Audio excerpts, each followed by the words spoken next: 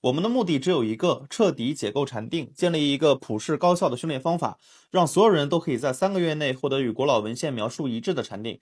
我们只用得定速度评价不同理论的质量，拒绝一切精神 PUA。得不了定，大多是方法的问题，鲜少是人的问题。这5年时间，我们崇尚理性，实事求是，能复现的技术都复现了，不能复现的都证伪了。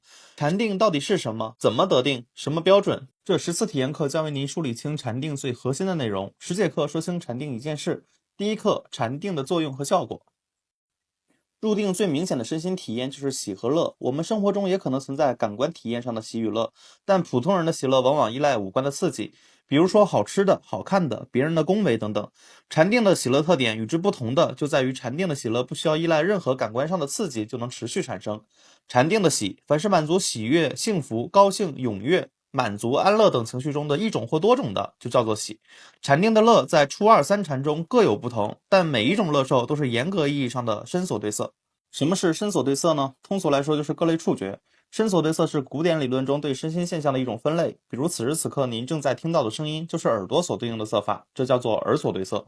身所对色就是身体能感受到的各类触觉。初禅的乐受最大特点就是流于身体表面，并不太会渗透到身体内部。有一些人从没正受过初禅，就会非常夸张地形容初禅的乐受，比如说初禅的乐受快乐无边，甚至超越性爱之乐等等。但实际上完全不是这么回事儿。较真起来，初禅的乐受非常薄弱，是比不上去按摩或泡个热水澡舒服的。这里需要注意2点：一，有些文献会混淆喜与乐的概念，比如相应部48.40与清净道论。检索相应部48.40，可以看到它的名字叫做 Upadipatika Suttam。Upadipatika 意思是非惯常顺序的、不规则的，说明集结这些内容时，集结人都能意识到这本经与常规说法不一致。常规说法是从2禅到3禅要舍喜，从3禅到4禅要舍乐，而相应部48.40认为从2禅到3禅要出离乐根，从3禅到4禅要出离喜悦根。这是截然相反的概念。清净道论延续了这个颠倒次序，更改了喜和乐的定义，认为禅定中的触觉体验是喜，乐是心理上的体验。但是无疑，无论是什么定义，大家的共识都是从2禅到3禅要舍掉一种涌动的、美滋滋的、兴奋的、不寂静的开心；从3禅到4禅要舍掉此时身体上广泛存在的、难以抑制住的触觉上的柔软舒适感。喜乐定义的混淆可能来自部分持经藏者口口相传中的错误，后人又不敢轻易更改前人的口误，以致这个问题遗留至今。但是从共识和语言上来说，喜指的是心情上的事物，乐指的是身体感受上的事物，这个标准应该被确定下来。第二，禅定的乐并没有想象中那么强烈，3禅上品后，禅定的乐受才会达到一个很夸张的程度。如果大家对禅定不够熟悉，正念与冥想你一定听说过。实际上，正念与冥想完全可以被认为是禅定的适用版。禅定与正念冥想有着类似的操作，它们看起来都是打坐，可以说它们一衣带水，同根同源。禅定有着更为丰富的体验和效果，为什么不选择禅定呢？有些人认为禅定遥不可及，是只有专业选手才能拥有的，自己从没理清过禅定相关理论，总是道听途说，对禅定有着各种各样的误会。比如有人说得定必能久坐，能连续坐上24小时，那才是得定了呢。还有人说入定必须要完全离欲，有一丁点世俗的欲望都不能得定。更有甚者，把禅定和其他沙门果混淆在一起，认为得定者必然正果或具足某类神通。简而言之，这些想法都是源于对禅定的不了解，零学习，零实践，自然就全是误会。正念与冥想被认为操作简单，足够满足大众们修养身心的需求，但是禅定也很简单啊，我们没任何理由不更进一步。正念与冥想的主要操作大多是要求你放空身心，找念头、守念头、默念呼吸、感受呼吸这样的内容，迫使自己进入一个静的状态，并去感知这样的情境。简而言之，正念与冥想的训练营造了一个空心境，保持在这个心境上不动固然不错，当然会有一些宁静超脱世俗的体验，但对禅定来说，禅定是绝不容忍空心静坐的。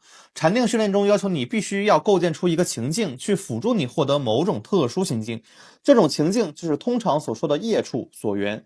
所以应该明白，空心静坐维持的是空心静的状态，而空心静相当于没业处没所缘，自然就不能得定了。学术界对正念冥想研究的更多，但正念冥想与禅定却是关系紧密。我们完全可以说禅定就是高级版的正念冥想，因此，也许可以推论，凡是在学术研究中正念冥想具备的效果，禅定也应该具备，并且更强。打开知网，检索正念冥想，相关研究确实不少。这些研究能反映人类对正念冥想效果是存在积极评价的。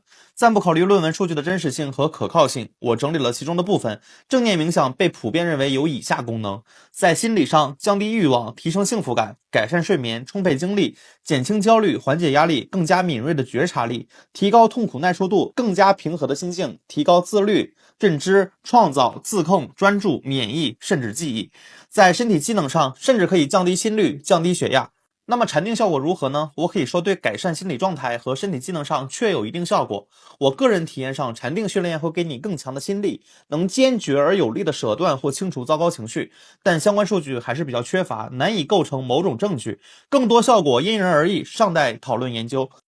禅定状态是人类大多数超自然体验的源泉，甚至其中的某些体验也能在禅定理论中找到合适的解释，并且现在完全可以稳定浮现。就以晚期佛教持咒这件事来说，不基于禅定的持咒往往是难以察觉到效果的。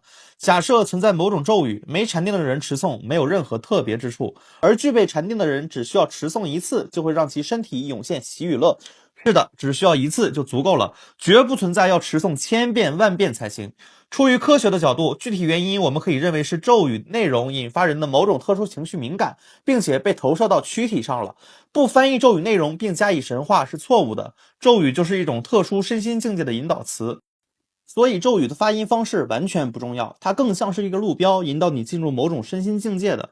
而考究路标是什么材质，用什么样的油漆，实在完全没有必要。24小时敲木鱼、掐念珠，像复读机一样重复朗诵路标上的话。和平公园向北走，当然不能让你瞬移到公园内。没有瞬移到公园，你还觉得自己是心不诚意不真，边读诵边痛哭流涕，自我感动。或许也会存在某些好心人看你又蠢又可怜，提拉一把给你送到公园。然而，愚蠢不是理由，愚蠢也并不总是有效。就持诵咒语获得超自然体验一事来说，具体原理我们可以认为是禅定是网络，咒语是网址，被授权可以使用该咒语的凭证，也就是三昧业务，是该网站的会员。整个网站的服务端架构就叫做坛城，网站提供的内容与资讯就叫做咒语所引导下的三昧，或者说咒语的功德、咒语的效用。这个基本模式适用于市面上存在的任何咒语。人类在物理世界中探索声、光、热、力、电的自然规律，但同时也存在一种精神层面的探索技术，这便是禅定了。人类对精神层面的探索技术并不发达，还很原始，还停留在不能复现宗教现象、盲目迷信崇拜的阶段。基于禅定的各种教学理论，从古至今已演变发展了至少3000多年。面对不同的理论内容，我们去抉择一个最适合自己的、行之有效的禅修方案，并不容易。这往往会消耗很多人一生的精力。我们的目的是建立一个普适高效的训练方法，让所有人都可以在3个月内获得与古老文献描述一致的禅定。学习禅定就找七英元，我的100倍用心，愿您十分满意。希望您能在接下来的课程内容中有所收获。再见。